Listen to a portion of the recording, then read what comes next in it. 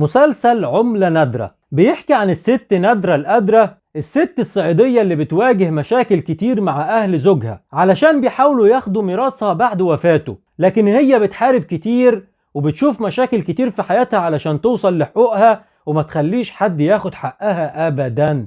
العمل بطولة الفنانة القديرة نيللي كريم، جمال سليمان، فريدة سيف النصر، جمانة مراد، أحمد عيد، وكمال أبو ريا. عملة نادرة من تأليف الكاتب الكبير مدحت العدل وإخراج محمد العدل. هيتعرض على CBC الساعة 7:30 مساء، والساعة 1:30 صباحا، والساعة 1:30 مساء. وهنشوفه كمان على CBC دراما الساعة 8:45 مساء، الساعة 4:15 صباحا، و9:15 صباحا، و3:30 مساء. وبيتعرض كمان على ART حكايات الساعة 11:30 مساء. ودي كانت حلقتنا عن مسلسل عملة نادرة. عملة نادرة. ما تنساش لو عجبك الفيديو اعمل لايك وسبسكرايب للقناة علشان يوصلك كل جديد.